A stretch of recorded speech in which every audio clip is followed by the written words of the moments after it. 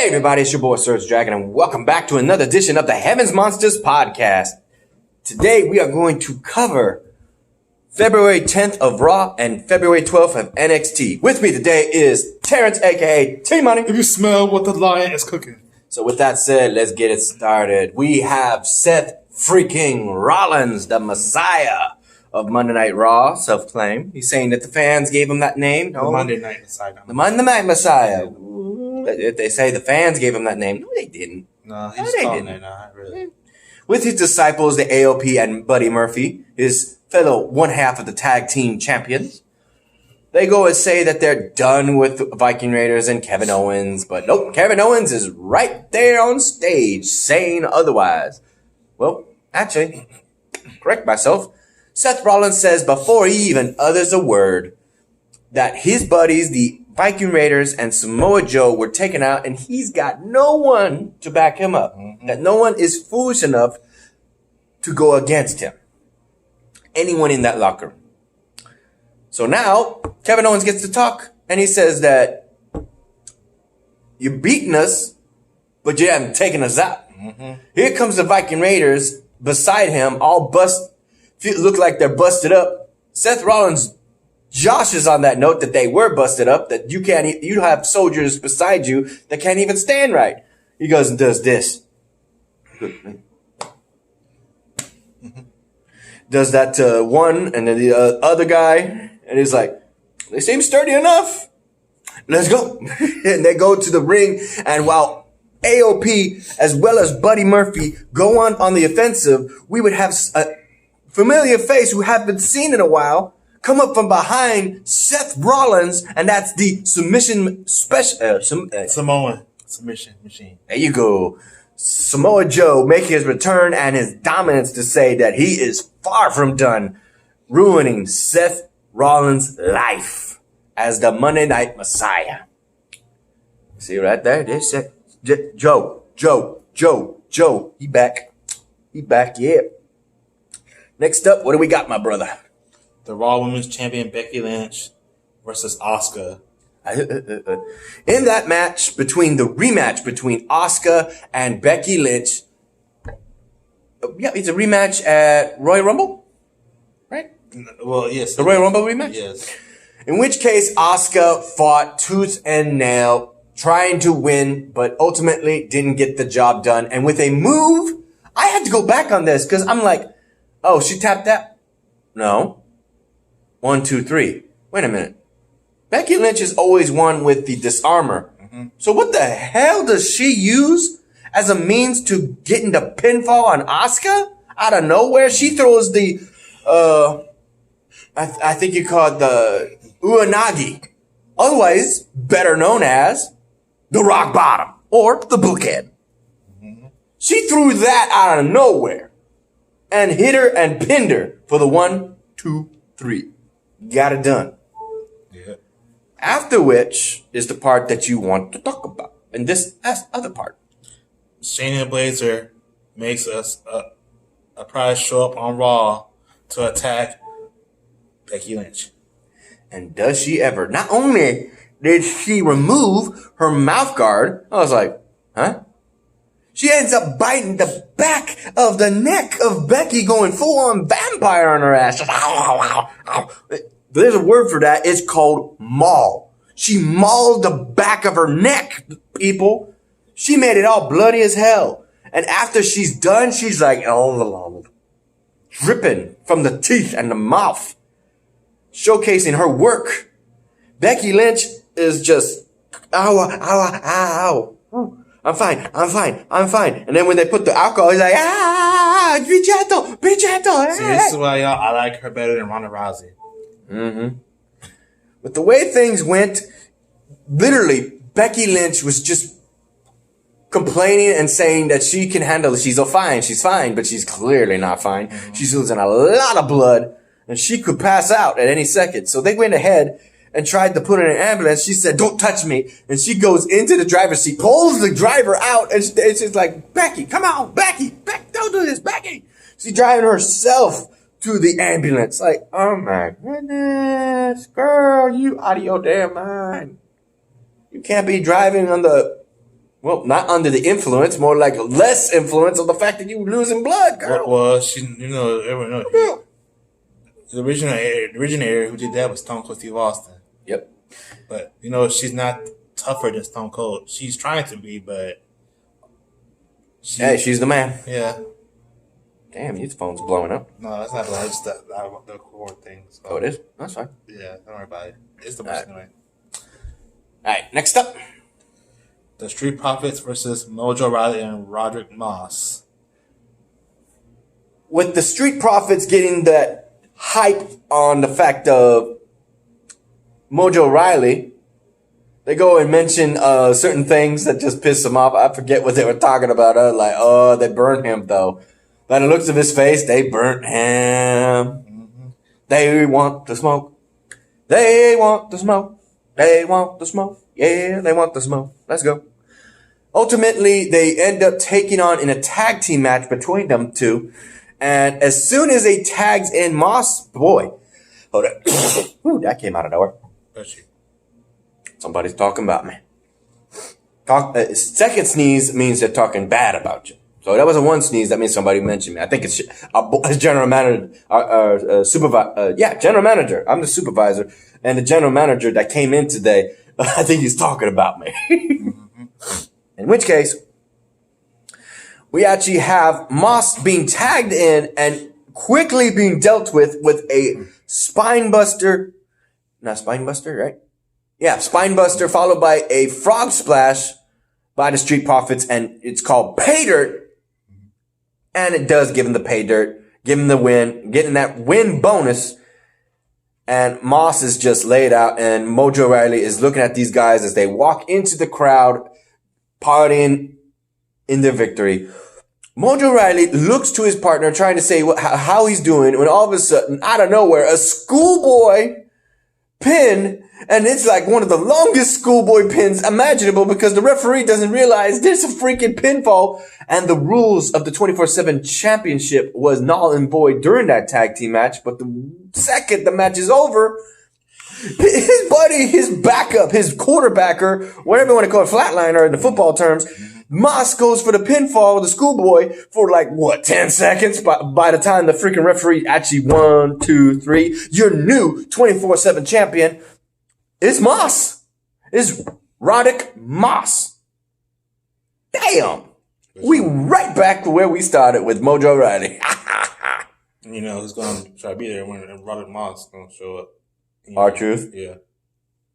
I want my baby. Ooh, he mad. He mad. So this is his first title reign ever in WWE. Congratulations, Roderick Moss. Even though a lot of people would differ that the 24/7 title is not worth it. His name is Riddick. Riddick Moss. Roderick. Yeah. Riddick Moss. Oh boy. And shout out to our boy, Xavier Hill. Shout out, my friend. Look, what happened? What came up? What came up? Drew McIntyre guest on the VIP lounge. The return of the... I'm trying to get the freaking... It's for the place that's for people better than you. The return of the heel MVP and the VIP lounge. And nobody's happy to hear that. Nobody's happy to hear that heel turn phrase that he's known for on his stage. Better than you. In his VIP lounge. Introducing Drew McIntyre over the fact that he is happy to hear. But MVP starts playing cards and words that Drew McIntyre is not happy about. He's missing his second necklace, though. He had a necklace that says 305. In which case, MVP starts saying we are going to WrestleMania and getting that WWE title. Drew McIntyre is like, what do you mean we? We didn't win the Royal Rumble. And he says, you right. You won the Royal Rumble. I'm just wanting to help you get there to WrestleMania and getting that title. He says he don't need him. He says, you need me. When Drew McIntyre tries to turn away, he goes and grabs his arm and woo, he for his troubles for trying to help Drew McIntyre in a heel form of fashion, he gets one mean headbutt. Bam! And gets a Claymore kick as a bonus. Laid out in his own VIP lounge is MVP. Sorry, Xavier Hill. Your boy had that coming when he tried to put his name in Drew McIntyre's business. Whether that would have been a good team up and a help to Paul Heyman and Brock Lesnar's issue, because let's face it, man, in another scenario, I would have loved to see our boy from Houston, Texas, who made his home in Houston, Texas, MVP, Montel Bontavious Porter, get that stick and shove it into Brock Lesnar and Paul Heyman at WrestleMania. I would have loved that. Here's the thing about that. Go ahead. WWE is talking about making him a producer. A manager? Backstage. A producer. Oh, producer. Ooh, yeah. Like they did for Devon and Mark Henry. Oh, yeah. And I want to see this later. I want to see what he said. Jason Jordan. Uh-huh. Next up. Angel Garza versus Cedric Alexander. Although this match doesn't immediately get started because of Humberto showing up and showing that he and Angel Garza are far from done on Monday Night Raw. Even though Angel Garza is a NXT superstar, he's making headlines on Monday Night Raw, which stipulates that he is going to make a draft sometime soon onto Monday Night Raw, along with Zelina Vega as his manager. Sadly to say, with the family issue at hand, it didn't slow down Angel Garza in the bit, thanks to security pulling away Humberto Carrillo after what he did to Rey Mysterio last week, hitting him with the DDT package onto the exposed concrete at that. So, with his match against Cedric Alexander, Angel Garza hits him with the wing clipper and gets the win, and is still getting that momentum. He even mentions this what he did to Rey Mysterio last week on February 3rd. Oh my goodness. Hey, my brother. NXT Women's Champion Rhea Ripley versus Sarah Logan. This match is integrated thanks to the fact that Rhea Ripley, again, thanks to the road of WrestleMania, Rhea Ripley as NXT Women's Champion is a guest on Monday Night Raw trying to find that answer from Charlotte Flair as to what she's going to do as to her pick. And we already know it's going to be the NXT title for the women. Because I already called it. In which case, Sarah Logan. I always get Sarah. Sarah Logan is in her face saying as to who she is to come around here and trying to steal the spotlight for the Monday Night Women of Raw. And she says, well, the question is, who am I? I'm Rhea Ripley. Who the hell are you? Walks off, and that gets into the match where we have Rhea versus Sarah Logan. Shayna Baszler. I got Shayna Baszler still in my mouth. With that said, Rhea Ripley ends up defeating Sarah Logan. Did I say that right this time? Yes, Sarah. Thank you. And in quick motion at that. Quick motion. Done. So, Sarah Logan didn't get the job done. Ricochet versus Bobby Lashley. In this match, it was considering Seth Rollins was involved last time, Bobby Lashley, as well as Lana, said that Ricochet did not deserve that win because of Seth Rollins' involvement. If it was one-on-one, Ricochet would not stand a chance. And they went on and on and on about what this and that and how much better they are. When the match actually happens, it really does go for Bobby Lashley's way until the momentum shifts to Ricochet and the 630 splash goes on to Bobby Lashley, and he wins. Ricochet moving on against Brock Lesnar. And if I'm correctly, did Brock Lesnar show up again? Yeah, that's what I was wondering. Yep. Another appearance of Brock Lesnar stating his claim at Super Showdown that he is not going to lose and he is not afraid of Ricochet. He's coming in just whooping his ass. Ricochet, I'm sorry to say, but I don't think Ricochet is going to win. It's going to be one hell of a miracle and a rabbit out of his hat just to make that win against Brock Lesnar. Think about it. The only way he can win, Ricochet win, is that you try to use speed, but Brock Lesnar, he can catch you with his speed. You got that right. If you were built like let's say like Batista or Eddie Guerrero or John Cena or The Rock and Stone Cold, yeah, you probably could beat Brock Lesnar and Triple H as well. Be like him too. Next up, we have Randy Orton finally having answers to what he did. Nope. He tries to say what he has his piece and is interrupted. I thought it was Jeff Hardy's return for a second there. Nope, it's Matt Hardy. Well, Jeff Hardy, speaking of him, he's still dealing with issues. Plus, he's still not himself. Yep. He hasn't had a court date this year.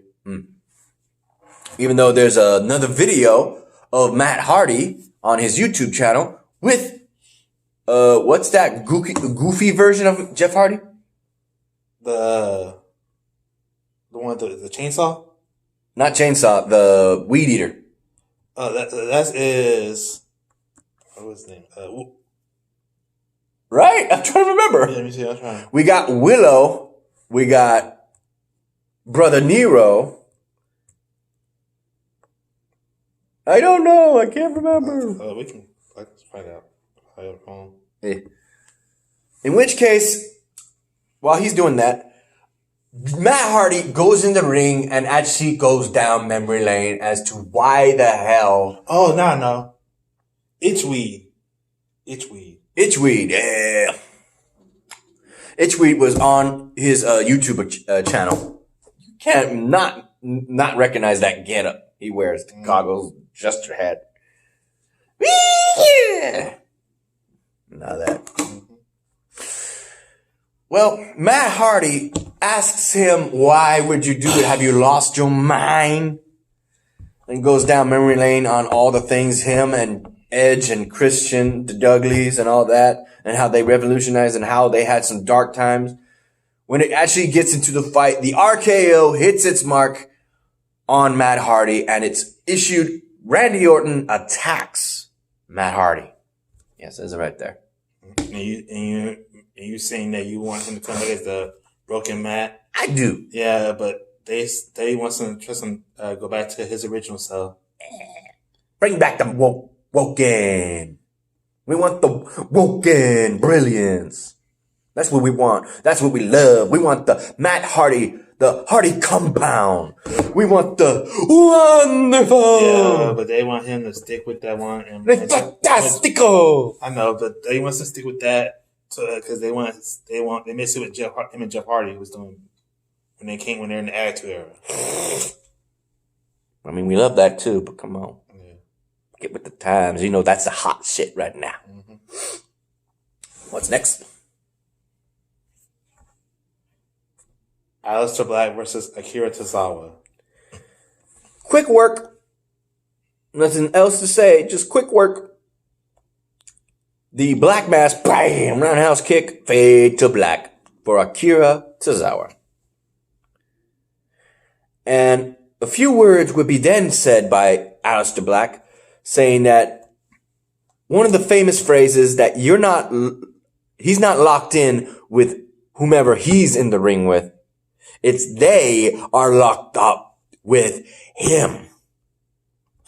Meaning he is the bigger threat to anyone who enters the ring with him. And this is just me saying, but at some point he's got to have a title picture. Even Booker T on WWE Backstage says that he should, at least for the very least, get a United States title shot against Andrade. Because those two do have history in what I would like to say unsettled business since Aleister Black got drafted to Monday Night Raw along with Ricochet. So this would be something I want to see. And it's funny, Zelina Vega, I did not notice at the time, is Aleister Black's wife and Andrade's manager, and she has to play the role. So if she did the Hurricane Rana, it wouldn't be the first time he was up close to her cooch. It won't be the last. He's like that. Yeah, boy. Hey, go ahead. If you remember Austin Aries, his probably was touching Christy Hemi's face. You know?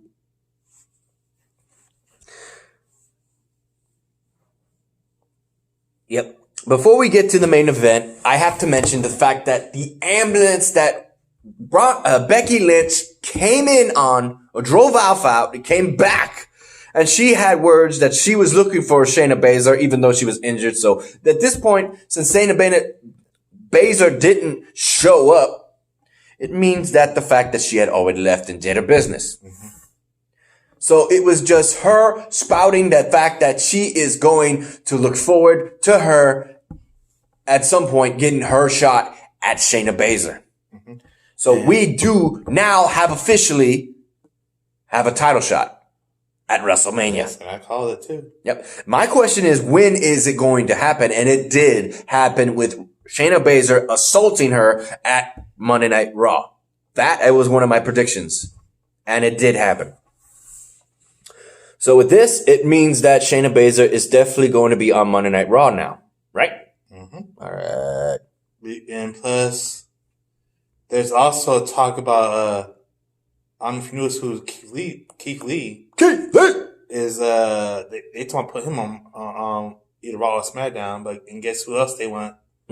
But he said that he doesn't want to do it right now because he wants to, that's what's telling me. If he goes, what's going on in there? I'm hungry. And if he stays on, you want this? Yeah. If he stays on, if he goes to either Raw or SmackDown, he's worried about his girlfriend. I don't know if his girlfriend is. Mia Yim. Yes. How you call it? I'm the NTIC. Oh, am I pronouncing it right? NTIC. I forget. It's 3 letters that it starts with an M and ends with a C. I forget the other one. But that's a catchy ass song, I gotta admit. Mm-hmm. So here's the main event, my brother. Raw Tag Team Champions Seth Rollins and Murphy versus AOP. I was waiting for you to screw up. I was right. Read it again. Read it Raw again. Tag Team Champions Seth Rollins and Murphy and AOP. There you go. Okay.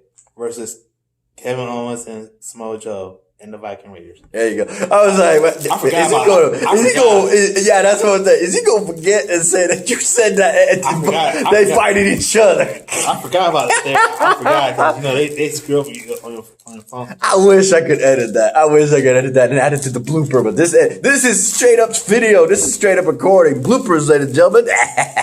I ain't the only one who does them. And you didn't do the YouTube where us. You didn't put us as your cover on your YouTube channel. Huh? What? I'll show you later what I'm talking about. I'll show you right now. We did. In which case, this match goes on between these two teams. And ultimately, it ends in distaste. Thanks to the fact that the teamwork of AOP and Buddy Murphy weed out Samoa Joe. Because of what happened, it was Samoa Joe who literally had Buddy Murphy in the Kimura clutch and had him tapping, but the referee was distracted by one of the AOPs who was being kept outside of the ring, but referee turned his back for 1 second and Seth freaking Rollins with the curve stomp way up there. Samoa Joe was choking him up to here and leans over and bam! That one bit of distraction gives Buddy Murphy the means to pin him and get the win for Seth Rollins and his disciples. And all we see is the fact that Samoa Joe is livid. So this is far from over. This is far from over, man. We know that for a fact. This is far from over. How do you feel about that, my brother? Yeah, go ahead. Good match, but... Want to sip? I know Samoa Joe will get his revenge. And anything on WWE Backstage? Oh yeah. They were talking about it with apparently Charlotte Flair would be the guest.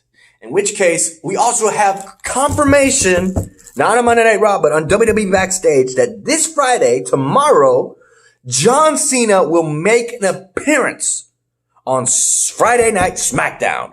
For what reason? A WrestleMania moment? We don't know. We'll have to wait and see. I got two things to say. Just so you know who Dana Brooke and Batista broke up. Oh, I wasn't really paying attention to that relationship anyway. Yeah. And Alexa Bliss is dating a pop music star named Ryan Cabrera. And he's a friend, and the guy who hooked Ryan Cabrera up was The Miz. And I'm not happy about that, just so y'all know. Alright.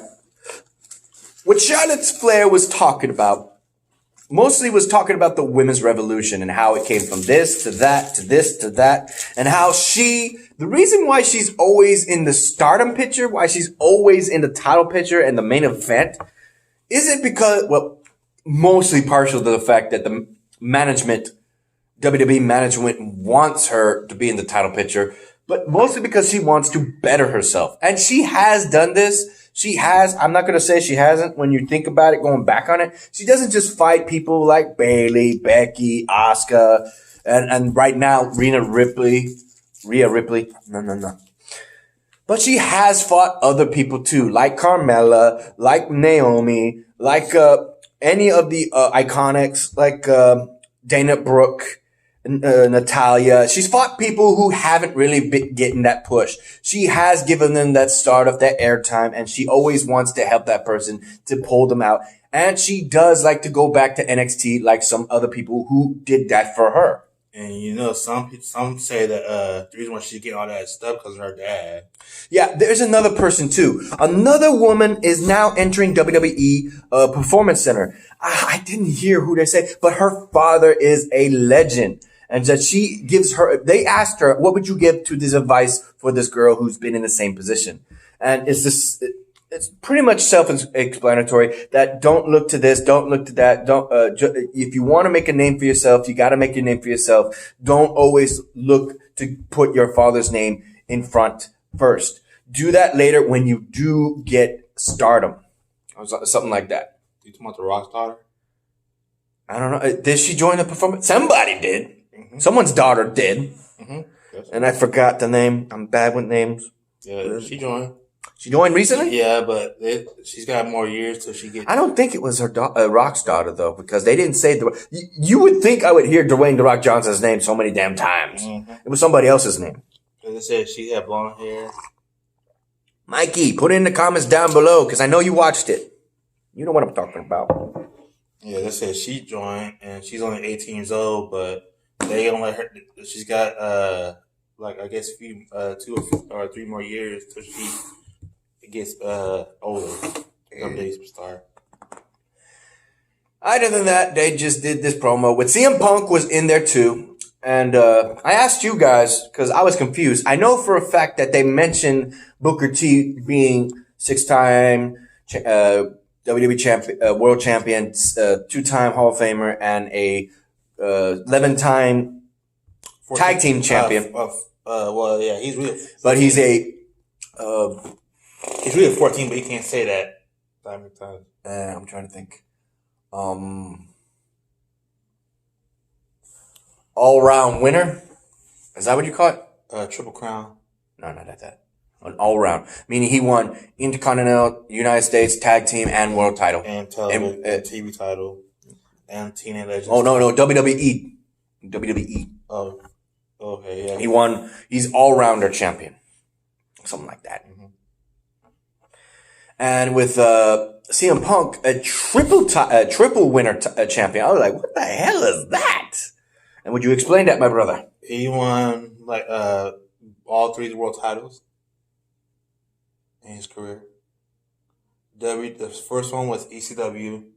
Then his second one was World Heavyweight. Third one, WWE Championship. So unless they, yeah. Same thing with Big Show. Yeah.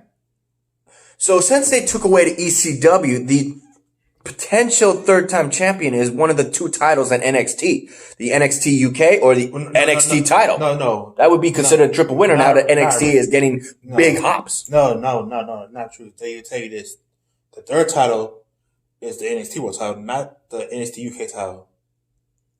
The second one is the Universal belt.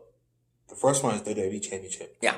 That's what I'm saying. So that's 3. So that's. But for some people who brought in through NXT first, get that chance to win the title and then they move on to Raw, SmackDown, and in the future, vice versa. So some don't want to go. That's nowadays. Back then, it would be something down the lines like ECW, WCW, and WWE. Yeah. But we don't have none of that no more. We just have WWE.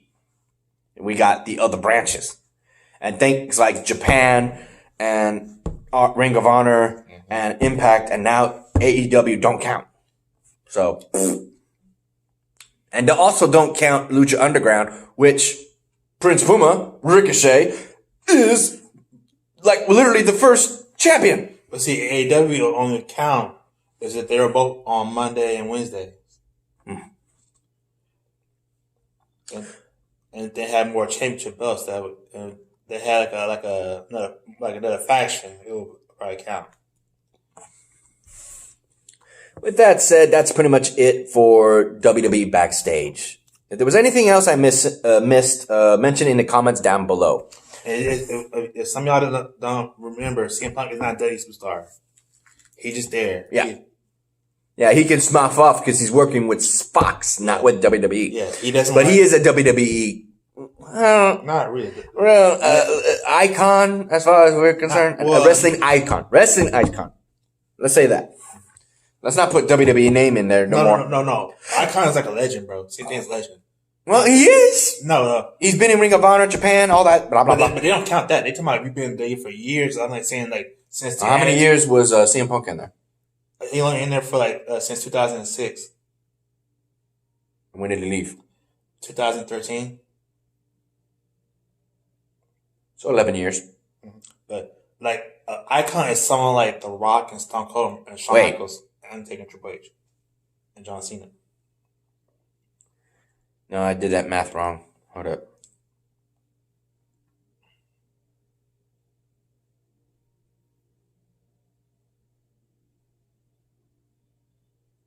Okay, see, I'm slipping here. I'm like, wait a minute. Okay, so how do you get a 13? Okay,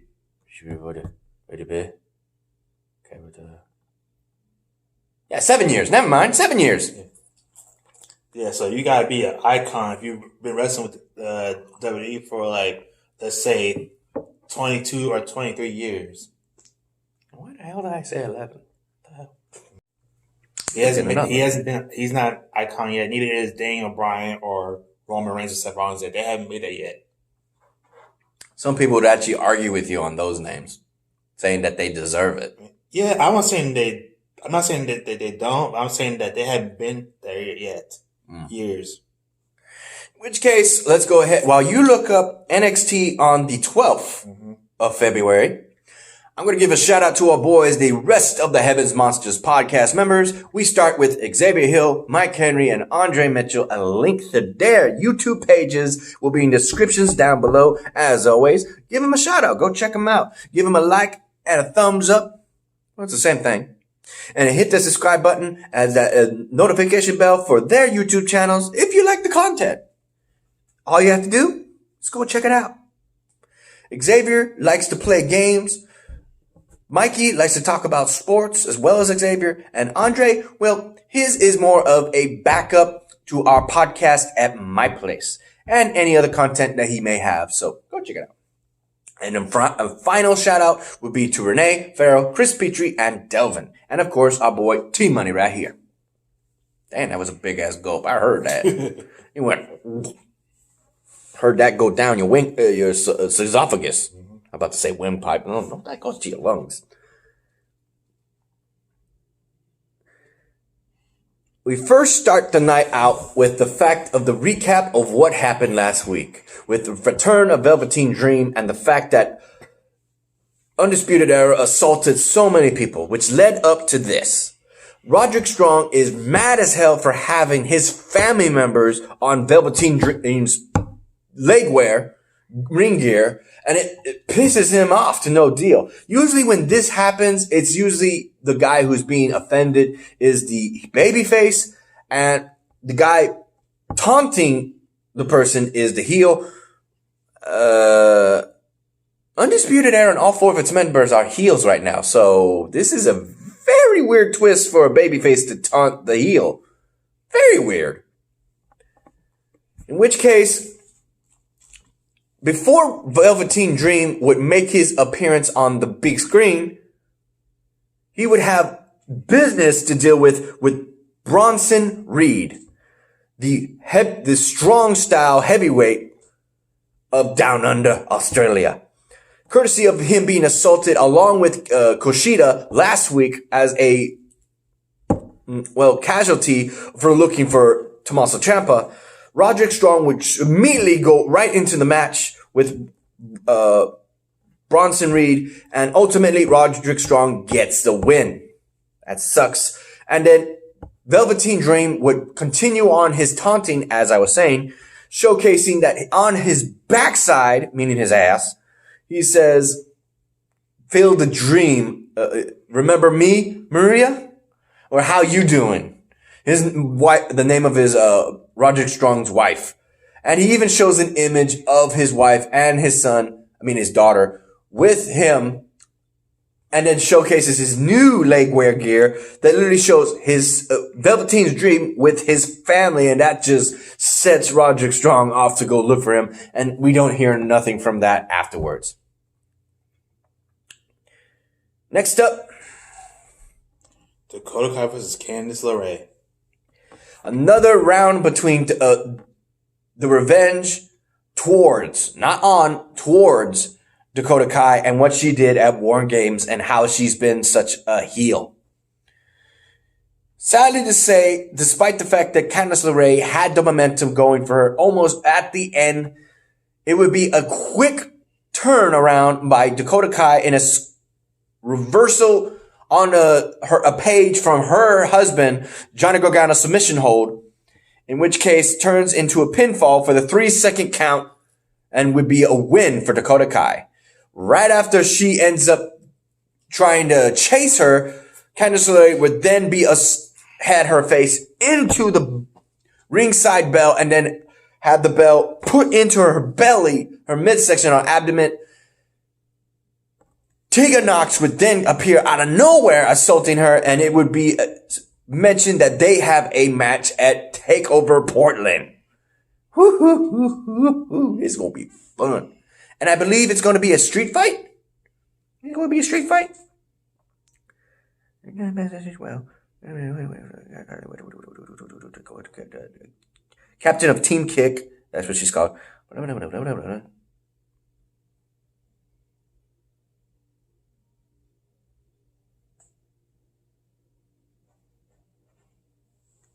Yep, street fight. Yeah, it had to be the last thing on the freaking message in Portland. Street fight. It's going to be a street fight for the women's, it's not even for the title match. It's just a straight up street fight between two women superstars. Here we go. Next. Johnny Gargano versus Cameron Grimes. This would be an interesting thing because Cameron Grimes got in the face of Johnny Gargano in the back, and it would be a heated verbal combat where these two would be, by the order of Reem Regal, have their that match made official and next. And it would be made where Cameron Grimes and Johnny Gargano would have a grueling, long match. I had to skim through it because I was like, what the hell is going on? And ultimately, it would be Johnny Gargano who gets the win and the submission on freaking Cameron Grimes. Cameron Grimes, who I might want to mention, is the fact that he has been having an interesting winning streak if he isn't in a title picture or against somebody like Johnny Gargano who's got the momentum going for him. Otherwise, Cameron Grimes gets the win. That's enough said. Next up. Lio Rush versus Angel Garza in a cruiserweight title opportunity? Ultimately, it would be kind of, damn. I gotta say it. This was a top of the line match. There was flips, there was kicks, there was tricks, there was counters, rollovers, all that. These guys put it all in the ring for an opportunity at, what's his name? Devlin. For an opportunity. I thought it would be at Portland, but this opportunity would be in 2 weeks on a Thursday at Super Showdown. Ultimately, this match was a remnants unfinished business, courtesy of the fact that Angel Garza defeated Lio Rush for the NXT title, cruiserweight title, in which Angel Garza won it from him and then proposed to his girlfriend, which then became his fiance. Long overdue is a payback match for Lio Rush, in which his theme song says he comes to collect. And he did. This match would be interesting because of the fact that Angel Garza was so close. Seriously, it's like Dakota Kai and Candice LeRae in the same night. It's like, I cannot say it enough. Angel Garza had Lio Rush on the ropes after he failed to hit that pay dirt, or whatever you call it, final hour frog splash that he does when he got his knees up being Angel Garza, and then he just freaking slams him, twists him, and he sets him up for the wing clipper, but Lio Rush counters and gets him into a pinfall schoolboy position, and the referee is counting 1, 2, 3 as he continues to roll up even further in a better position to keep him shoulders on the mat. And for the third count, going in for the match. And here comes Devlin showcasing and speaking that he's better be ready for him in 2 weeks. I was like, 2 weeks? Wait. It's this Sunday for Portland. So what's in 2 weeks? And, Super Showdown. Mm-hmm. In Australia. Down under. Crikey! On a Thursday. What's the next match? All right. Bianca Belair versus Santana Garrett. That match ended real quick. Mainly because Bianca Belair wanted to prove to both Charlotte Flair as well as Rhea Ripley, she was insulted by the fact that Charlotte Flair didn't even notice she was there. She was mouthing off saying that she is here, she is there, and while she was talking, here comes Rhea Ripley. And she tells Bianca Belair to her face, eye to eye, that she sees her and that she's going to go run through her at NXT Portland to get to Charlotte at WrestleMania. She don't take kindly to those words. They end up having a quick brawl, in which case ended with Bianca Belair putting her finishing move onto Shayna Baszler and is standing tall, grabbing her hair and swinging it like she do. So the momentum going for Bianca Belair at Portland is strong right now. To whom it will win and go on to face Charlotte Flair is yet to be said, but it's a match I look forward to. Next. The next match is Adam Cole versus Kushida. Before that, though, we had an interesting promo of Tommaso Ciampa, who is in the classroom studio that is usually held for the NXT superstars on any and all conversations. In which case, he's there reliving his footage in his documentary that talked about when he had to go under surgery. And main point, when he had to deliver that title to Triple H because he couldn't go into the NXT TakeOver WrestleMania weekend. That one moment that he wanted so bad and he couldn't be there. His life was taken that day.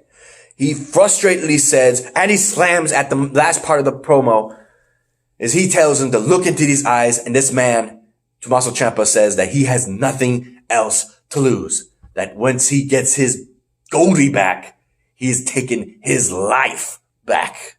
Woo!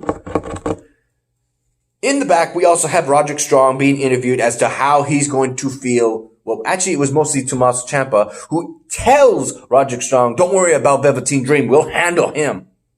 That's a statement that they're going to try and jump him. My best guess.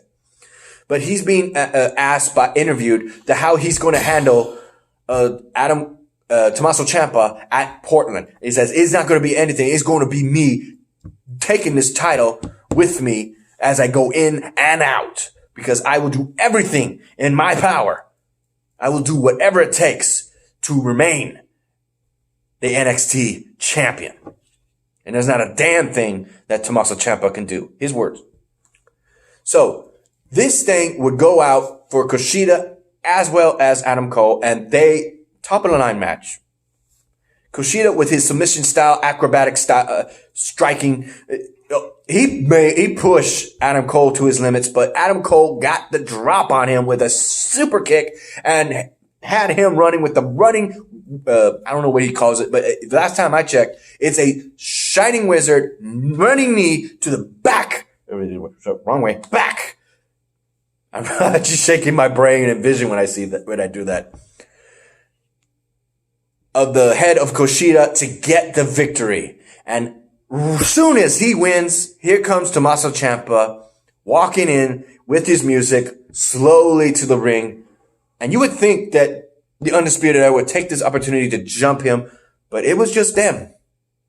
Tommaso Ciampa and Adam Cole, that whole time, as he slowly walked to the ring, he entered the ring, he looked, stared into not Adam Cole's eyes, but at the title that he had at this angle. Mm-hmm. What Adam Cole did, he just raised the title to his head, and he's like, simple. Point blank words to each other. At NXT to Portland, Tommaso Ciampa said to Adam Cole, I'm going to take that and take my life back. His words to that, Adam Cole said, over my dead body. This, man, I hope you do show up, man, because this is going to be one hell of an NXT takeover Sunday night at NXT Portland. Oh, in addition, I almost forgot about this because it wasn't on there. Mm-hmm. We would have sweet, sweet words from Texas' own World's Strongest Man and trainee at the WWE Performance Center, Mark Henry. Talk about what is leading up to these two big athletes. He would honor the fact that the promo would be mentioned and showcase of all the big giant men throughout history. We would showcase Kane, The Undertaker. We would have the Andre the Giant, Big Show, Great Khali, Braun Strowman. We would have all that and so much more, and talking about all these men and how big men like them always delivers on big impact matches. And with these two for the North American Championship being on the line, when it was not on the line, these two would tear each other up. Keith Lee as the North American champion right now, and the challenger, Dominic Dozovic. These two would literally move like cruiserweights with the... I gotta admit, the way he talked about Dominic Dozovic, saying that he is powerful like The Undertaker, but moves like Rey Mysterio. I was like, fuck, he does. He does backflips like Rey and shit. Goddamn. And Keith Lee, who built like a heavyweight, but moves like a 205 cruiserweight. With these two guys, I cannot, no words can truly describe what they have done in the ring, that literally, to their catchphrases, feast your eyes and limitless, literally describes these guys, because these guys are limitless and they're literally a feast to the eyes. That's it perfectly. Mm-hmm. So with the title on the line for these two, what we've seen so far is nothing compared to what we're going to see at NXT Portland. Stack on to my statement, brother. I hope you showed up. I hope you show up this Sunday. If my ride gets here on time, I'll probably show up earlier that. If I don't, I'll probably watch it at my house. With that said, ladies and gentlemen, any 2 cents, my brother, to what we covered? Disappointed that Santana Garrett lost, but I'll be right. Santana, she fought Bianca Belair. Yeah, she's a veteran. Yeah, Santana Garrett, because you remember she was formerly known as Brittany from TNA Impact Wrestling. Not to mention, WOW, Women's of Wrestling. Yeah, but that's not. But they showcased her dad before he died of cancer. Yeah, but she's been in team before that. It made its debut return. Okay on that. Anything else? And I like Tommaso Ciampa. I hope he wins the NXT World Title. Ooh. Anything you want to cover that involves SmackDown 205 Live or NXT UK on your phone that you've gathered, or Impact or AEW or anything like that? Because I don't know if you'll be there to cover our show. SmackDown. Yeah, go ahead. Mention what's going on. The Goldberg has gave SmackDown the biggest rating in history. And they are so happy that Goldberg did that for them. Oh, and courtesy of yesterday being Wednesday, what were the ratings for NXT and AEW this time around? AEW won. You sure? Yes. Just check.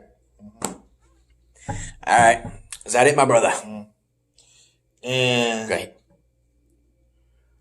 I'm hoping I'm not sure, but I let's see this. Gather your thoughts, my brother. Gather your thoughts. I know. I don't know if Goldberg is going to win against Bray Wyatt, but I hope. I know. They're saying that it's supposed to be Roman Reigns versus The Fiend at WrestleMania. So there's that. But and with Goldberg, if it's the Goldberg of old, then yeah, we may have a shot. But the way The Fiend works, I don't know. I'm actually looking forward to that too, to see if the so-proclaimed two-shot wonder Goldberg, Spear, Brainbuster can get the job done. How many Spears and Brainbusters are we going to see be put on The Fiend? And that's if The Fiend shows up. We might get the freaking wannabe neighborhood freaking Firefly Funhouse Bray Wyatt with the sweater. Oh, and another one. Undertaker is going to wrestle WrestleMania. Against who? Sting. Sting? Yeah. Oh. He's been wanting that match, and he's probably going to get it.